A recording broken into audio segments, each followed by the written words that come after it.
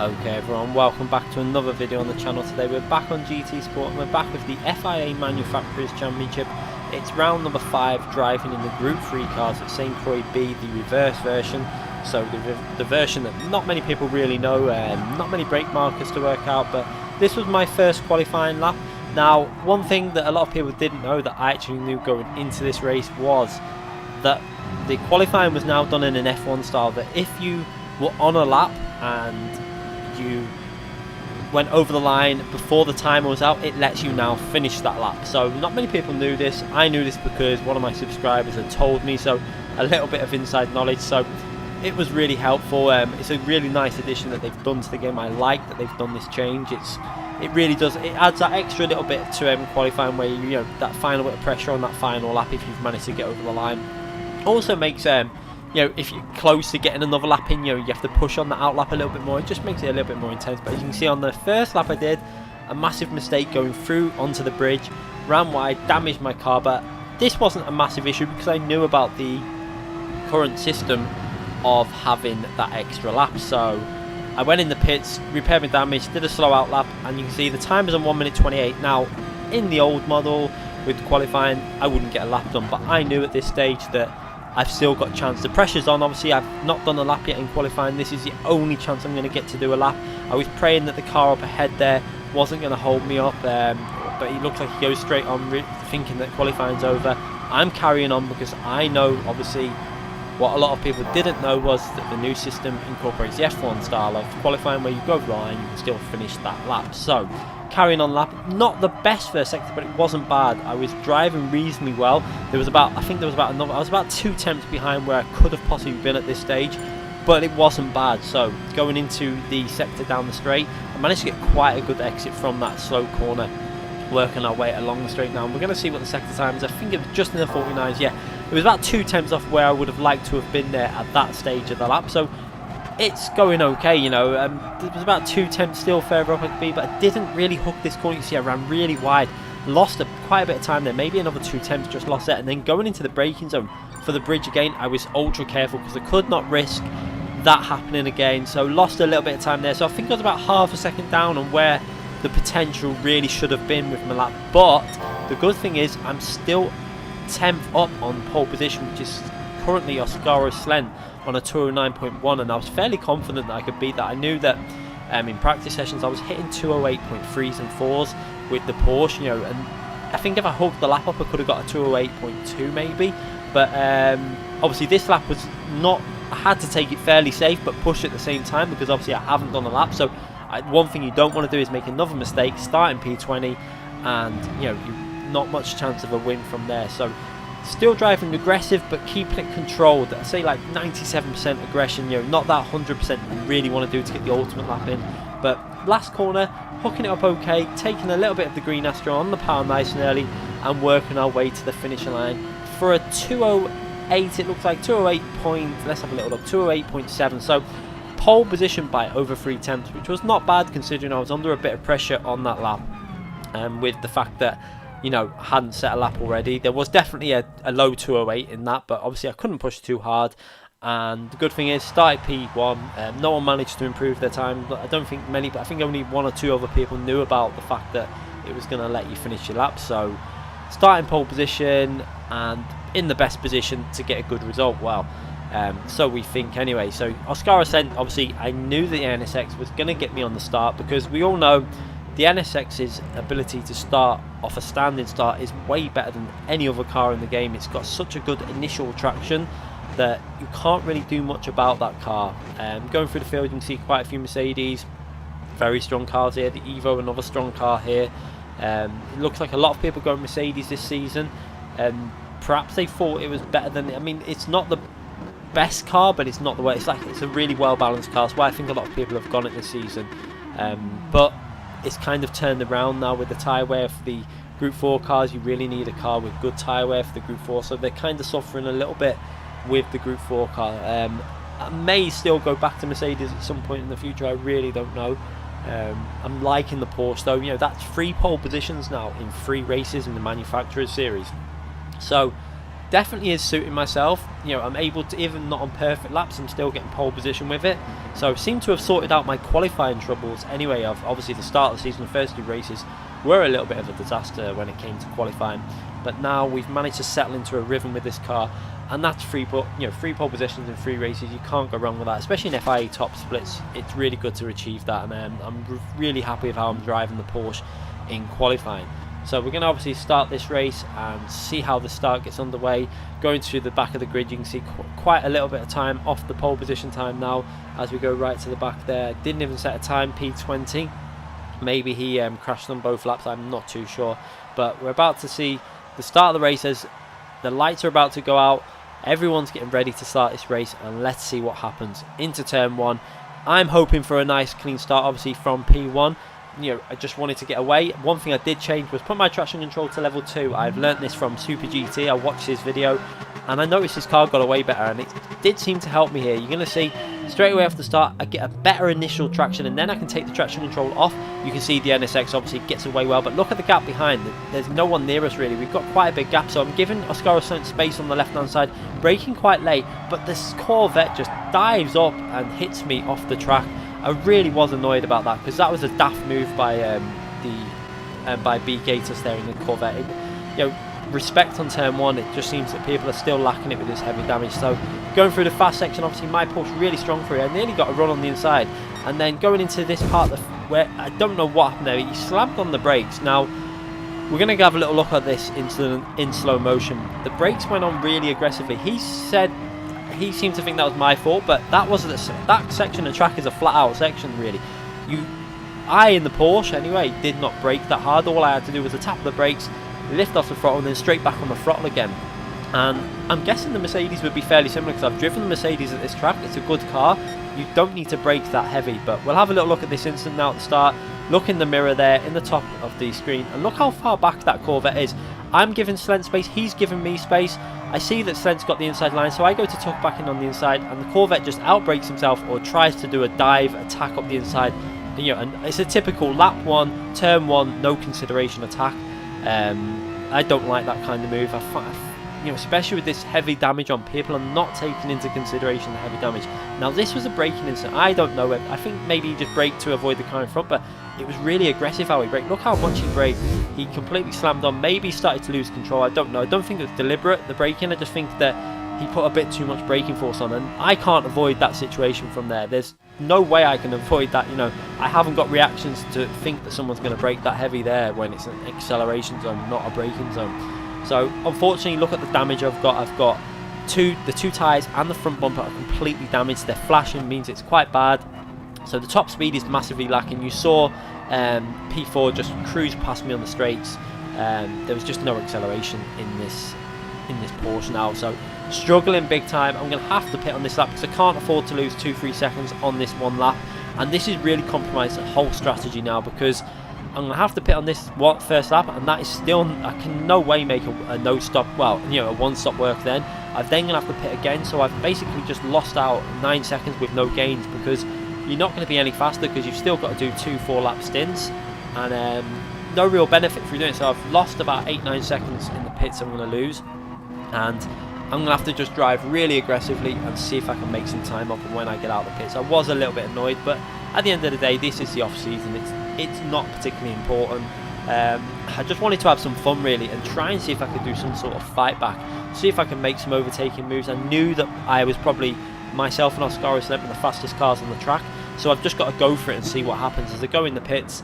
Put the medium tyres on, obviously, because I was going to do a one stop anyway with the medium tyres, so have to repair this damage though, because it was losing me a lot of time in acceleration and straights. So it was a massive amount of time down the straights. The car just had no pull.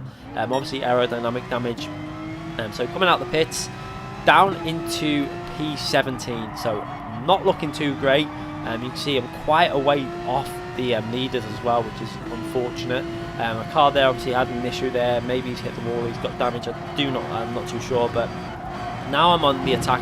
I've got to drive this really aggressive, and I just thought, you know what, I'm just going to go for it and really go for some overtakes and have some fun, try and see if I can make a comeback. And basically, if I crash, I crash. That was my attitude. I thought I've just got to go for it and try and see if I can find any overtaking opportunities to get back into this, you know, the top. The aim was at this point was the top 5 position, because I could see in qualifying that, you know, from P4 or 5 onwards there was quite a big gap, so the pace difference was quite strong, you know, between my pace, I think, than some of the other drivers. But obviously in race conditions things change. You know, sometimes the handling cars aren't as strong in the race because they haven't got the straight line speed. But look how much I'm catching these up already. I've managed to gain already about a second and a half from the pits, probably more than that as they're battling away. So going into the bridge section, you can see getting on the inside and managed to keep a tight line through there, gave him space and got past that driver and up into P15 already. So making progress straight away, 1 overtake done, and now I've got to try and make some more overtakes and see if I can get myself into the top 10 at least before the pit stop phase. You can see a lot of cars up ahead, cars that are struggling through the corners. We've got the Corvette in front of me. I'm already picking a slipstream off him. I've got a real nice slipstream off there. I'm going to go up the left and try and outbrake him on the left hand side and then take a normal line through. So you can see, managed to get the overtake done pretty much before the braking zone. Maybe he let me go there, I'm not too sure.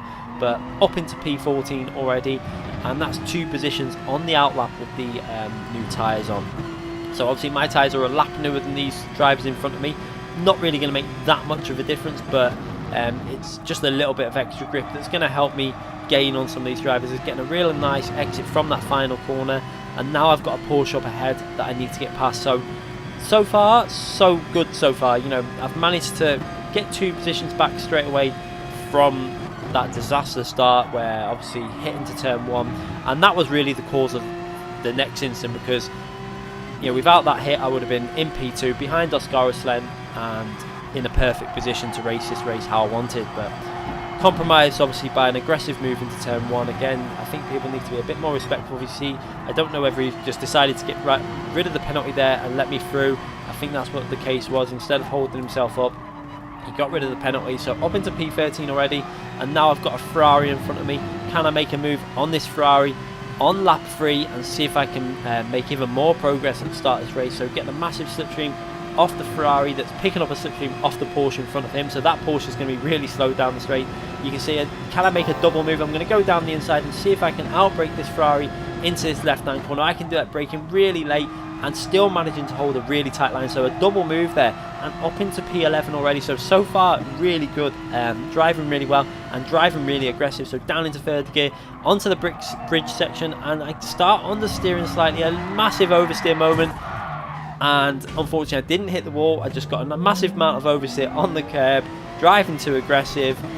And again, look at the damage. I've got rear damage, left hand tyre damage, and front left hand tyre damage, and front bumper damage. So unfortunately the aggressive approach that I was doing, trying to make up as many places as I could, has backfired. And again, it's in a really horrible pit position, because now I'm going to have to pit again, and I've only done 3 laps, and this is a horrible position because I can't really do, there's no point me doing 2 stops from this position because I can't make up 8-9 seconds in that short 6 laps. So I have to go for a strategy where I'm going to have to pit now and then just not pit again and try and make the hard tyres last 6 laps, which was quite hard with the current tyre wear that they had on with this race. I think it was like times 12 or 13. So it was going to be a battle to see if I could do that. So unfortunately, down into P14, I'm going to have to pit again now. You can see the car's really struggling, and I kind of gave up a little bit at this point. I was a little bit frustrated with myself because I was driving really well then. That lap was going, you know, it was going really well. I was overtaking drivers, and I just went too aggressive, got on the curb on the power, and a mistake that I hadn't actually made. Normally on that corner you understeer and hit the bridge if you're going to make a mistake, but that time I just got oversteered because I got on the power too soon on the curb. And now down into P18, and I've got to make a no-stop strategy work from here. So another case of it's going to be difficult. Can I just get some places back? I was kind of a little bit lost of motivation now at this point. Once you've made that extra mistake, I think without that mistake I was starting to get really motivated because I was passing people so easily. I was making grounds in the race, and I felt like there was a top 5 still possible without that mistake. But a silly mistake, that was 100% my fault. I made the error there, but again it's caused by obviously the incident at turn 1. As obviously after that incident you're driving overly aggressive, trying to make places up, and you know, a mistake happened. Maybe I should have took it easier and just gone for a safe race, but in my view that would have been a bit boring just to cruise around and try and get like a P6 or 7. I wanted to fight back and see if I could even, you know, get to the podium. The speed that I was going through people, there was a possibility. Obviously, I would have been losing time in terms of pits because obviously I was still on the same strategy as I would have been, but I felt like I had good speed. As you can see, you know, even now I'm not driving well now. I think I just lost that motivation that you need and the concentration that I tend to need, because I need to really like concentrate 100% to get the most speed out of the car. And I kind of lost that, and then going into braking, the WX in front of me brakes so early, it nearly caught me out. He braked about 50 yards before where the braking zone was, but luckily I managed to move out the way, get to the left hand side and turn it into an overtake. So one position gained back already, and now I've just got to try and fight back through. Obviously my tyres are in reasonably good condition compared to some of these drivers now. They're obviously struggling with a bit of tyre wear. They're on lap 4. I've got fresh tyres on, but it's going to reverse round towards the end of the race when my tyres will be totally gone. I'm going to have to do 6 laps on these tyres, and yeah, I wasn't looking forward to that, to be brutally honest. As you can see, going up the inside there, look at the extra grip I got there, and that was a really nice move. I managed to get on the inside there and judged it to perfection. You can see I didn't pick up a penalty because I kept the right hand tyre just about on the track, so a nice move there. I saw him on the steering wide, and that's one position back already. And now I've got to try and make up some other positions in this race. But again, not really getting the best exits from some of these corners because, I don't know, I feel like once you're in a bad position in the race, you kind of just lose the motivation. It happens in real life. You know, if you watch real life motorsport, you see drivers when they fall back and the times will suddenly drop off, and then suddenly they have pace, you know, towards the end of the race. So they've obviously got the ability. It's a lot of its motivation and you know, the will to obviously do well in the race. Now at this point in the race, I kind of lost a little bit of that, but I thought I'm going to still try and do some overtakes, try and get some positions gained, and you know, see if we can get in the top 10 somehow. It's going to be hard because obviously to get into the top 10, it's going to be tricky once all these drivers put their new tyres on. I'm then on really worn tyres at this stage. But you can see going through that section on the purple sector. So the pace is there, but I'm having to take a really tight line there. The Mercedes is on the outside, so couldn't really get on the power too early. And now I've got cars up ahead battling away as we go into the bridge section. This is where I was really struggling in one because I don't know if it was because of concentration, but in qualifying as well, I made the mistake there. Maybe I didn't put as much practice in for this as I really should have done. I didn't really get, I think I did 1 or 2 race practices.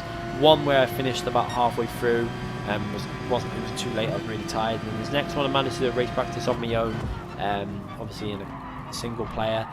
And that went okay. It was reasonably good. I was doing reasonably good lap times. I was in the 209s with the hard tyres, so I knew the pace was there even on the hard tyres. You can see Oscar sent also on a 209. I think he was obviously on the same strategy as what I would have gone on. Obviously doing the 1 stop, going lap 5 on the first stint, and then pitting and having 4 laps on a new set of hard tyres. But you can see now, catching up to P13, you can see Oscar obviously come out into P2. It looks like some of the other drivers were on a 2-stop strategy, which I don't think was the best way to go with overall race pace. I think to get to the finishing line, the 1-stop was the way to go, but you could make the 2-stop work. But obviously there's no point me pitting again at this stage, because if I pitted again now, put some medium tyres on, say, yeah, I might be 2-3 seconds a lap faster, but still pit stop was worth 7 to 8 seconds, so you'd need to be like 4 seconds a lap faster, and it would be a bit difficult, I think, to do. But yeah, I'm trying my best just to see if I can make some grounds up on P13. Obviously the tyre wear is starting to kick in now, so the car's going a little bit loose. It's starting to feel a little bit tricky through some of the corners. It's not massively one-sided, but you can see they're starting to wear out a little bit at the rear, and I'm not really driving it very well. I'm not clean, I'm frustrated. You can see even on the power, you can see I'm being overly aggressive on the power, where I'm driving the way I was feeling. Obviously you're aggressive because you're not too happy about what happened. You can see there on the power, the rear was slightly on the grass and nearly lost it, but just about managed to catch it. But you know, these things happen in races. People make moves on turn 1 that a little bit too aggressive. I think if they're going to keep with this heavy damage model, I think people are going to have to start being more respectful, especially on lap 1 at turn 1. You know, it was a 9-lap race. There's no point going for silly moves on turn 1. You know, if I wasn't there, he wouldn't have made the corner because he hit me and kind of used me as a brake. And it's the kind of move that really, it's more frustrating than when someone completely takes you out, because it kind of looks worse because they tapped your rear, knocked you out the way, gone past you and then they don't give the position back, and it gets a little bit frustrating when people do that. But I think a lot of people are getting frustrated with this heavy damage because drivers are still not driving with respect. I think if this heavy damage is going to work, people have got to start being a little bit more respectful and just taking a little bit more consideration for other people's race, because a tiny tap can lead to obviously heavy damage for other drivers, and it's not nice if you're on the receiving end of that. So I think they just need to either go back to the week setting possibly for these off seasons. I really don't know, maybe they're just testing it out for this season, but I think, you know, I can only imagine how bad it would be in lower splits, because I can imagine so many people getting their races ruined. As you can see, having a look up on the inside of the Corvette, but decided not to go for that. You know, that's what you've got to do. You can't go for moves when they're not on. But now having another little look, you can see, having a look up on the inside, but again, not really able to go for that. Let's try and get him through the handling section. You can see he's really struggling through here, but again, not really an overtaking place at the moment. And going into this position here now, and look at the difference.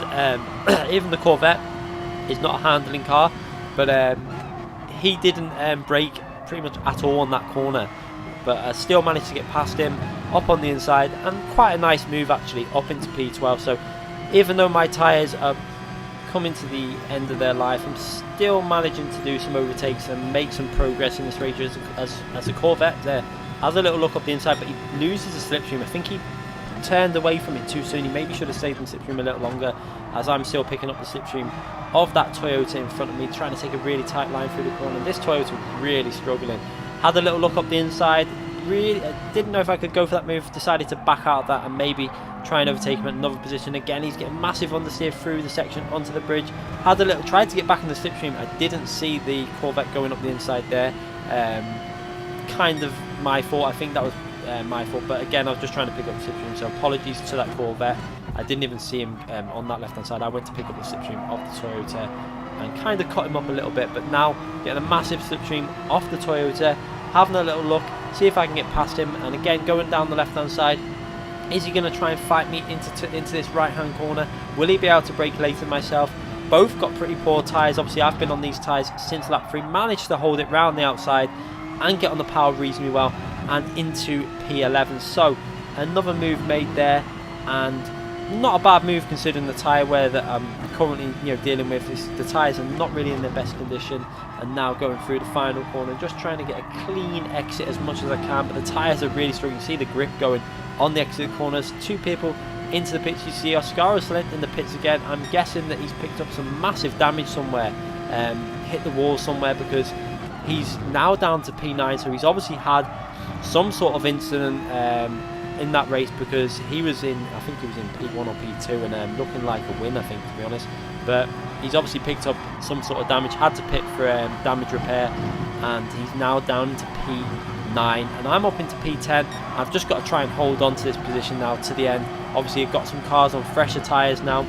My tyres are nearly gone. You can see having a massive moment there, so we've got massive understeer. As obviously this is the point now where the tyre, look at the oversteer, they're pretty much going, because I didn't want to do 6 laps on these tyres. In the practice that I'd done, obviously it was a 5 lap maximum stint on the hard tyres, but now I'm having to do that 6th lap, so not really practiced at this point. See, going down the left hand side, trying to avoid the car behind getting the tow. Just at this point I really wanted to finish P10. I didn't want to finish out the top 10.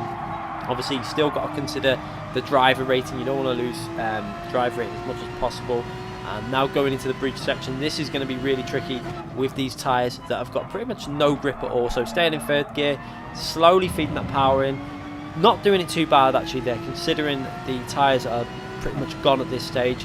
And then braking at the end of the bridge. Can we try and get this corner that is really tricky? This is the section that when your tyres start going, you're going to see now going into the braking zone, down into 3rd gear, and when you try and get on the power going up this hill, just watch how the car, I knew it was going to happen. You're going to see me short shift it.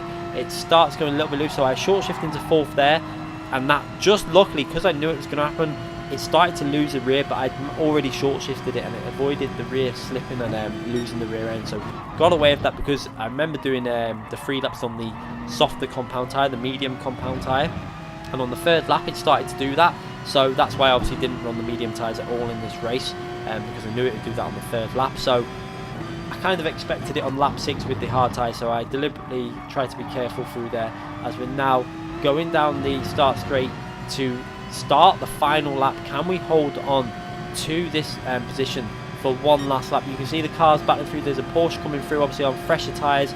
It's going to be a real challenge to be able to hold this these cars off with the tyres in the condition they're in now. Obviously this is the lap 6 on these tyres, sorry, not the previous lap, but they were starting to feel really worn, obviously driving aggressive anyway, with the mistakes that I've made, overly driving. You saw me coming out some of the corners where I've been frustrated getting on the power, spinning the rears up. That doesn't help your tyre wear.